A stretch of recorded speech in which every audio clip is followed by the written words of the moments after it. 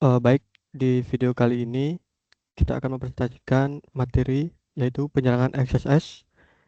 Sebelum itu, izinkan kami memperkenalkan diri terlebih dahulu. Ada saya dengan Ika Dirgawisa Palaguna, ada Kadek Resi Sutawijaya, ada IGD Eka Budi Wartawan, kemudian ada Imade Rama Putra Wibawa, dan terakhir ada I Gusti Putu Agung Rama Widana Putra. Apa itu XSS? XSS itu adalah cross-site scripting, adalah eksploitasi keamanan di mana penyerang menempatkan malicious client encode ke laman web. XSS masih menjadi salah satu kerentanan umum yang mengancam aplikasi web hingga saat ini. Serangan XSS mengandalkan penyuntikan skrip berbahaya ke situs web yang aman untuk dijalankan di peramban pengguna. Dengan kata lain, serangan XSS mengeksploitasi kepercayaan pengguna terhadap aplikasi web yang rentan, sehingga menimbulkan kerusakan. Jenis-jenis XSS itu ada 3, ada Reflected XSS, XSS berbasis DOM, dan Store XSS. Reflected XSS, serangan ini bergantung pada masukan yang dikendalikan pengguna, yang dipantulkan kepada pengguna. Misalnya, jika Anda mencari istilah tertentu dan halaman yang dihasilkan memberikan istilah yang Anda cari, penyerang akan mencoba menyematkan skrip berbahaya dalam istilah pencarian.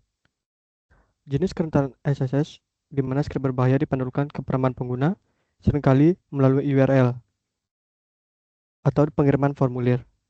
Banyak pengguna tidak akan curiga dengan URL yang sudah disisip skrip berbahaya, bahkan jika mereka melihatnya dari dekat jika diproses oleh aplikasi web yang rentan.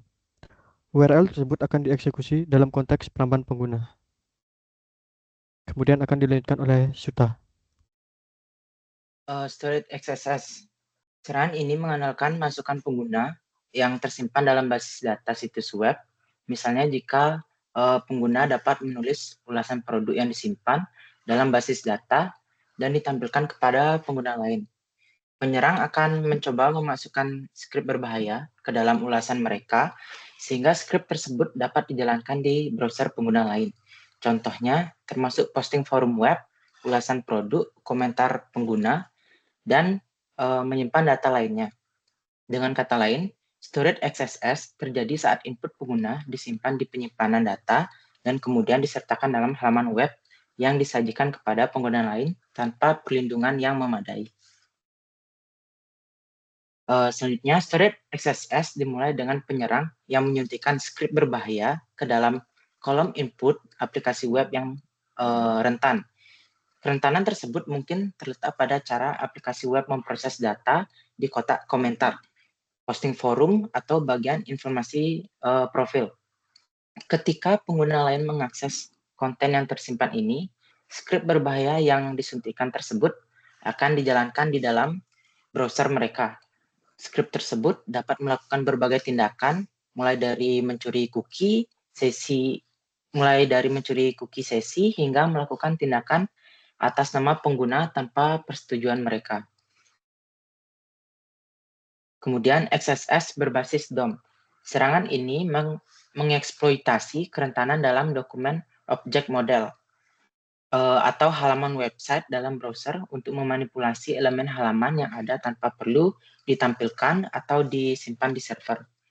DOM adalah antarmuka pemrograman yang mempresentasikan dokumen web sebagai pohon. DOM memungkinkan akses dan memanipulasi berbagai bagian situs web secara terprogram menggunakan JavaScript.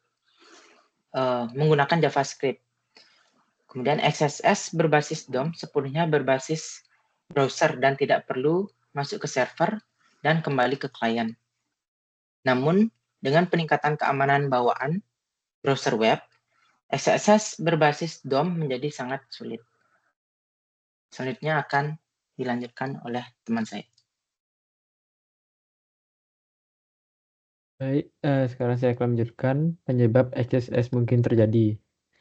Yang pertama itu adalah validasi dan sanitasi input tidak memadai aplikasi web menerima data pengguna, misalnya melalui formulir dan menggunakan data dalam pembuatan halaman HTML yang dinamis. Akibat skrip berbahaya dapat disematkan sebagai dari input sar dan pada akhirnya akan dieksekusi oleh browser kecuali jika dibersihkan secara memadai.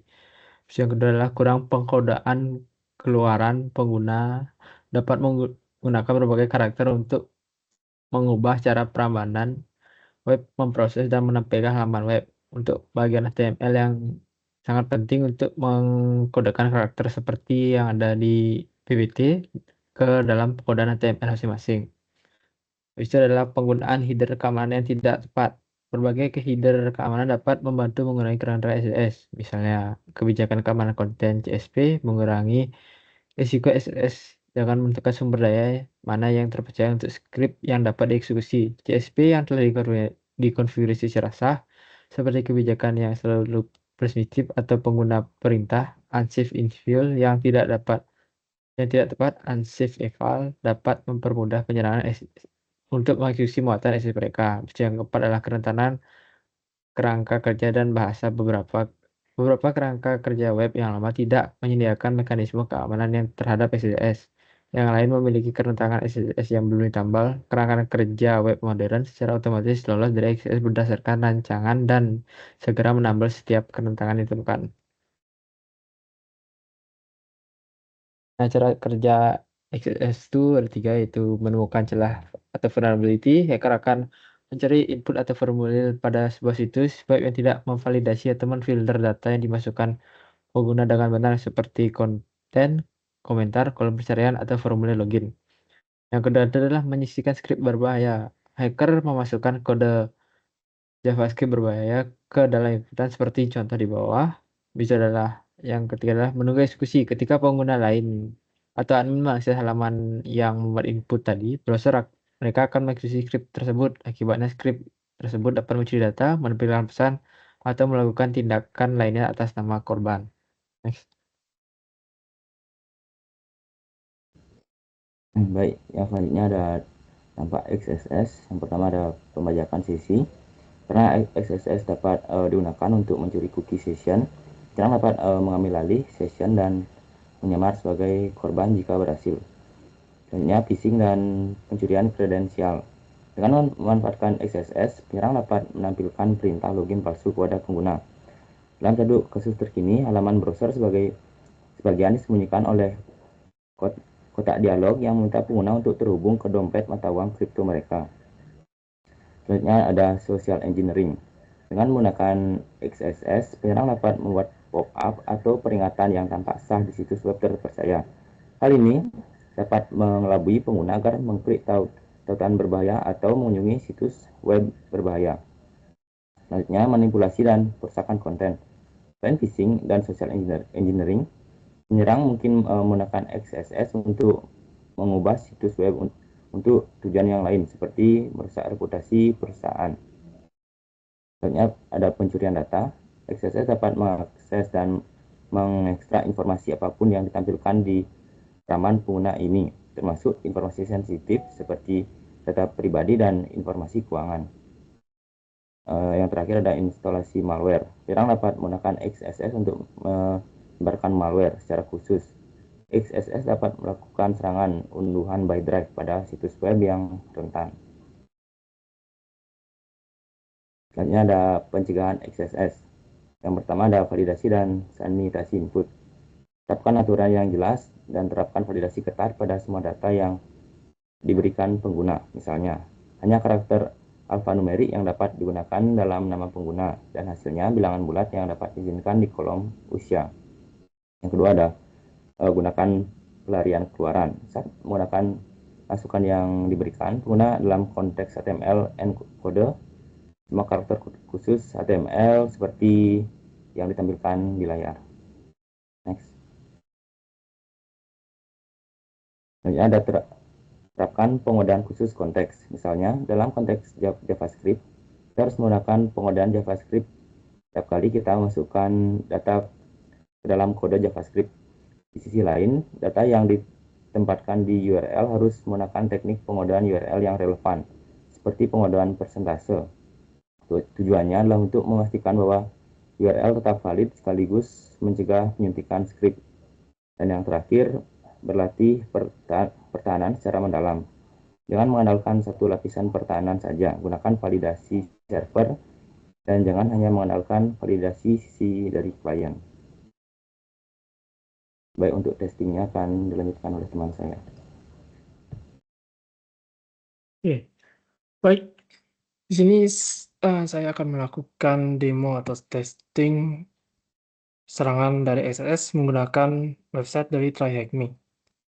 Dalam kasus ini, dalam TryHackMe, di sini saya akan melakukan contoh serangan XSS, salah satu jenis XSS yaitu store XSS.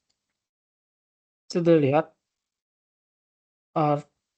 target website yang akan diserang ini adalah website rumah sakit atau manajemen rumah sakit. Dan terlihat pada data yang sudah diberikan pada website TryHackMe, website ini memiliki celah pada bagian halaman kontak. Terlihat pada kode source code-nya terlihat bahwa data yang ada itu tidak terlindungi oleh sanitasi maupun validasi. Dalam kasus ini saya akan mencoba mendemokan salah satu serangan XSS yaitu Start XSS.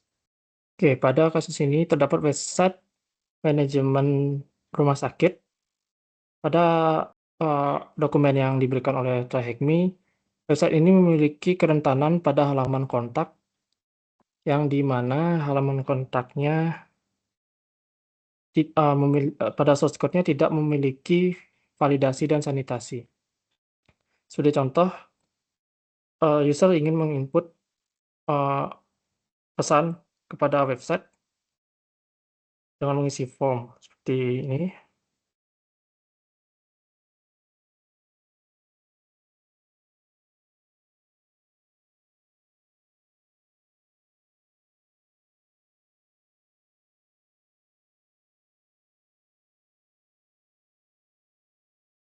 User atau hacker bisa saja memasukkan script berbahaya pada form message ini karena pada source code-nya tidak terdapat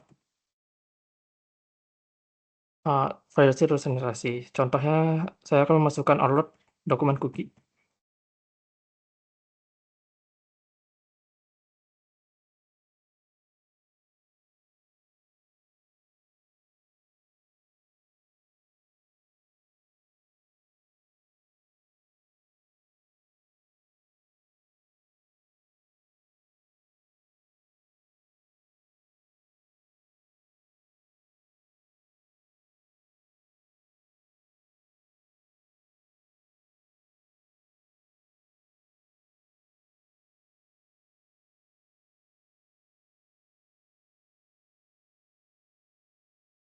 Dan mengirimnya kepada server atau mengirimnya ke dalam database.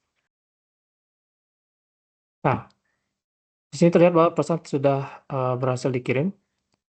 Nah, script berbahaya itu akan berjalan di halaman tempat message itu akan ditampilkan. Pada kasus website ini, pesan tersebut akan ditampilkan ke dalam halaman user resepsionis.